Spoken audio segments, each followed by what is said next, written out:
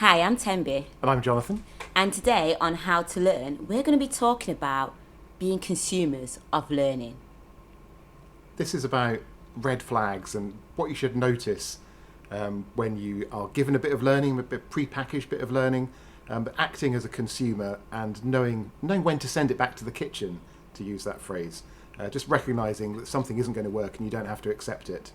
So I'm quite happy to rant about various things that I find irritating and I think are red flags, but everybody's got their own list, of course.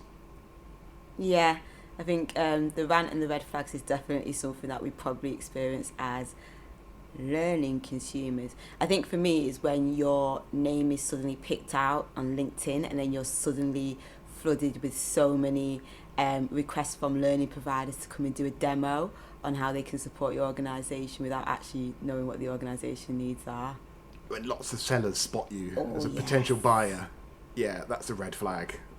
Or what about when somebody in an influential position has been on one training course and then all of a sudden they think the whole organisation should go on that similar training course? It worked for them, it'll work for another 10,000 people. One size fits all. Just make it happen.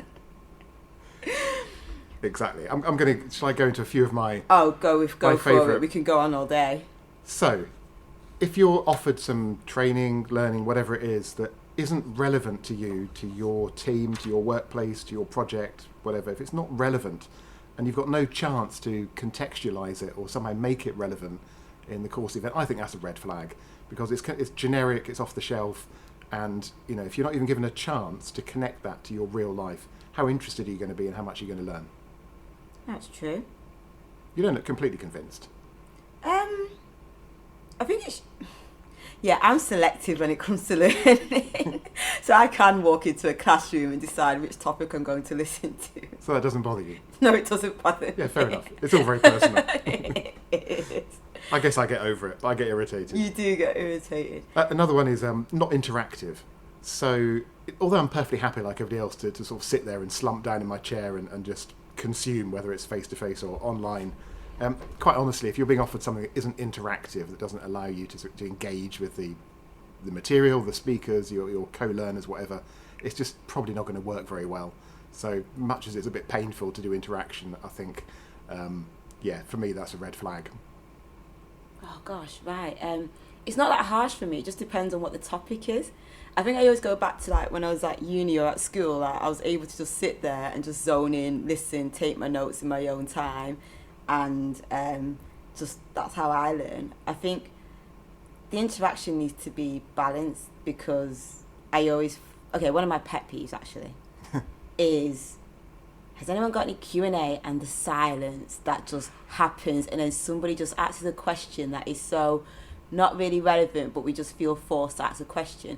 Part of me is just saying, can we just end the training session and give people an option to like, I'm going to stay online if anyone's got any questions, or you can email me after if you've got any questions. Why do we have to force the Q&A session? That's horrible, isn't it? Really awkward Q&A silences. Any questions from the floor? And then the speaker says, well, I've got a question. In any case, while we're waiting, that means you haven't planned in interaction.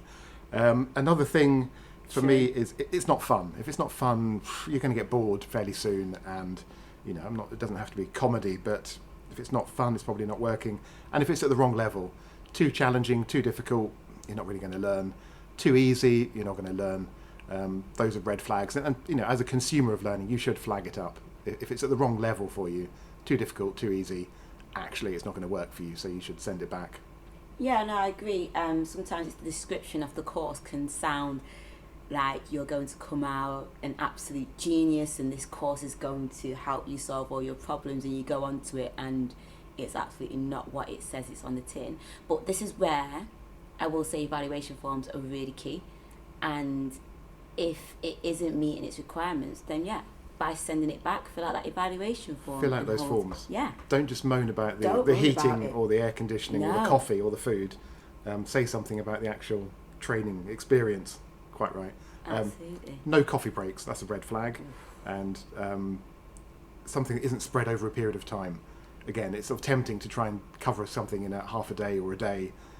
But actually, if something isn't deliberately spread over a period of time to allow for practice, repetition, feedback, all the rest of it, you're probably not going to learn as well as you could have done.